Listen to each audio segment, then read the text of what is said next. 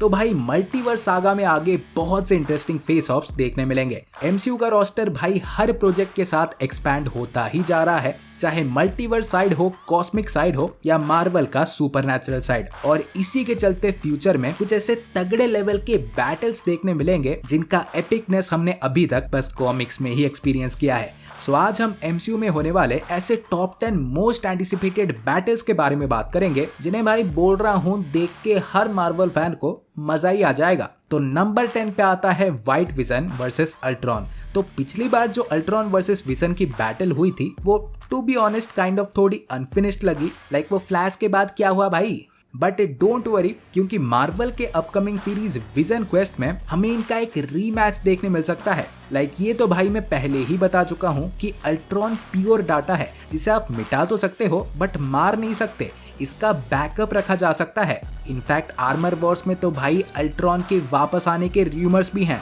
So guys, what if vision Quest में white vision अपने अतीत को ढूंढते ढूंढते अल्ट्रॉन से मिले और इनमें एक एपिक बैटल हो, पुरानी ख्वाहिश पूरी हो जाएगी भाई।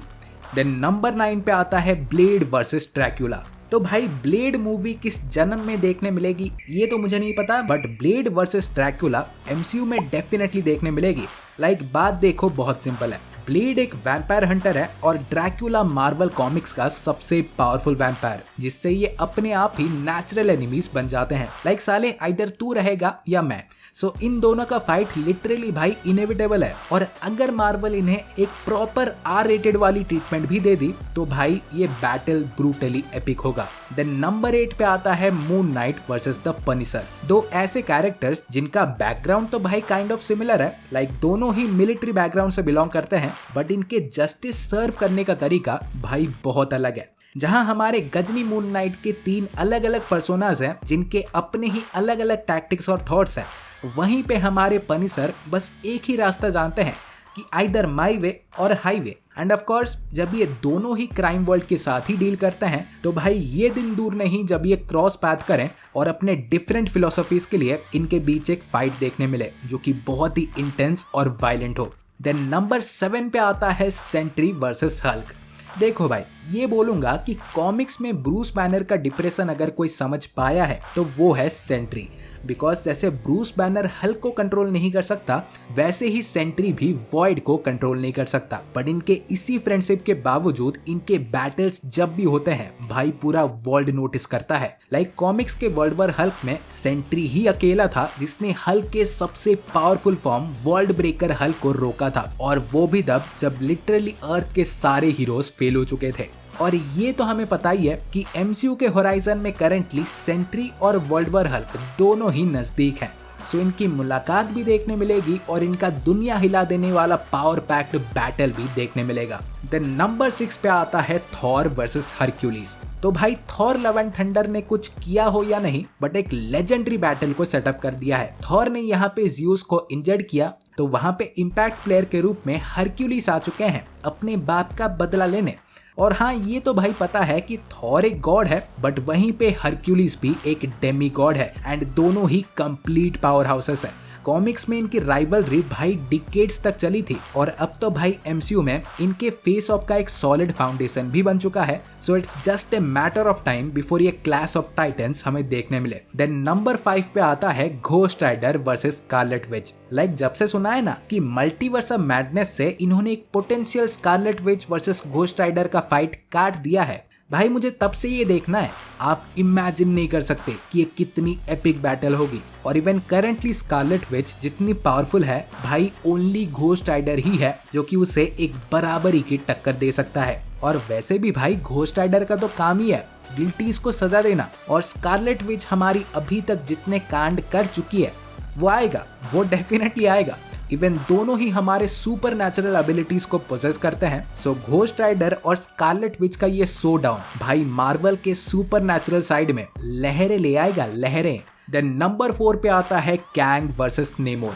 तो भाई इनके पहले अपीयरेंस से ही इनकी एक बहुत ही इंटिमिडेटिंग इमेज बन चुकी है। लाइक दोनों ही हाईली डोमिनेटिंग फिगर्स हैं उनके रेस्पेक्टिव डोमेन्स में, और अपने इंटरेस्ट को फुलफिल करने के लिए ये हीरो भी बन सकते हैं और विलन भी। और ये तो भाई कंफर्म ही हो चुका है कि अवेंजर्स द कैंग डायनेस्टी में हमें नेमोर भी देखने मिलेगा। सो जब कैंग की डायनेस्टी का छाया टेलोकन पे पड़ेगा तो नेमोर द सबमरीनर वर्सेस कैंग भी देखने मिलेगा। और इनका बैटल कहा जाए तो काइंड ऑफ थोड़ा हल्क वर्सेस थैनोस की तरह होगा, बट उतना भी वन साइडेड नहीं, क्योंकि इनमें से कोई भी झुकने वाली पार्टी में से तो भाई बिल्कुल नहीं है। देन नंबर 3 पे आता है डॉक्टर स्ट्रेंज वर्सेस मेफिस्टो। और भाई ये बैटल देखने के लिए फैंस तरस गए थे।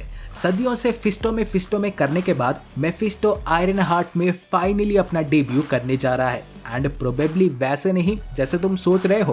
लाइक जो सुनने मिला है कि ये मल्टीपल मूवीज में अलग अलग रूप लेके अपीयर होगा अपने असली रूप को फाइनली रिवील करने से पहले। सो उसमें तो भाई डेफिनेटली मजे आएंगे ही, बट ये भी जान लो कि कॉमिक्स में डॉक्टर बाबू और इसकी बहुत ही लंबी हिस्ट्री है। So Doctor Strange versus Mephisto का होना भाई इनएविटेबल है। लाइक आइदर हमारे डॉक्टर स्ट्रेंज 3 का ही मेन विलन होगा मेफिस्टो, और एल्स उससे भी top notch idea Midnight Sons की आने वाली मूवी में, जिसमें ऑब्वियसली टीम लीडर हमारे डॉक्टर बाबू होंगे, तो उसमें मेफिस्टो को ही बिग बैड रखा जाएगा।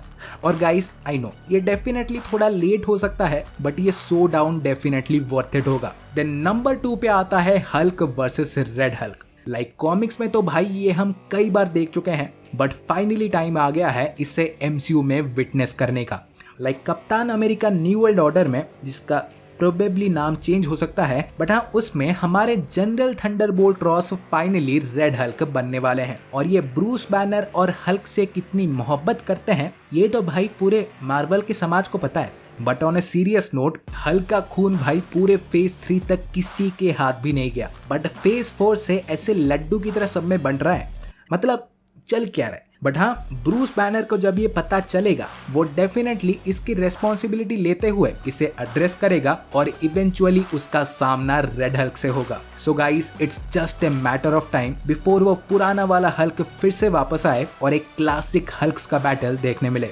और गाइस अगर आप अभी तक देख रहे हो, थैंक यू सो मच, और लाइक भी कर दो यार, लाइक भी कर दो, लाइक क्यों नहीं करते, लाइक कर दो। देन फाइनली नंबर 1 पे आता है स्पाइडरमैन वर्सेस डेडपूल। और देखो इनके आते ही ऐसे इमिनेंटली जानी दुश्मन बन जाने का कोई रीजन तो नहीं है, बट कॉमिक्स में इनके टीम अप्स और बैटल्स बहुत हुए हैं। एक बार तो डेडपूल को हायर भी किया गया था स्पाइडरमैन को मारने के लिए, और एमसीयू के फ्यूचर में इनके लड़ने का रीजन एग्जैक्टली यही हो सकता है। लाइक आइदर हमारे डेडपूल को कोई हायर करेगा या सिंपली इनमें कोई मिसअंडरस्टैंडिंग हो जाएगी जो कि इनकी फाइट को इग्नाइट करेगा। लाइक मार्था तेरी कौन लगती है बे। एंड ऑल्सो मेन चीज ये है ना कि स्पाइडरमैन जहां अपने फाइट्स में किसी को मारने का अवॉइड करता है, वहीं पे डेडपूल हमारे ये अवॉइड करते हैं कि कहीं कोई गलती से बच ना जाए। सो भाई ये टीम अप भी करेंगे ना तो वहीं पे ही चालू हो जाएंगे। बट हाँ ये कहूंगा कि इनका बैटल इतना भी एक्सट्रीम नहीं होगा। फाइट टॉप टीयर की होगी, no doubt in that, but at the same time इनके फाइट को जो ज्यादा स्पेशल बनाएगा कि ये लड़ते बीच एक दूसरे को इंसल्ट करेंगे। डेडपूल लिटरली एमजे और आंट में भी चला जाएगा, फिर स्पाइडी डेडपूल की टांगे तोड़ देगा, बट हमारा क्लासिक डेडपूल वहां थोड़ी रुकेगा, वो सीधा टोनी पे ही चला जाएगा। मतलब भाई इनका face off truly battle of ages होगा। सो हाँ गाइस आज के लिए बस इतना ही था, और आप किस फेस ऑफ के लिए सबसे ज्यादा एक्साइटेड हैं ये कमेंट्स में डेफिनेटली बताएं। और लाइक नहीं ठोका है तो गाइस लाइक ठोको यार, कितनी बार बोलूं लाइक ठोक दो। और मैं तुमसे मिलूंगा अगले वीडियो में। सो गाइस तब तक बाय और टेक केयर।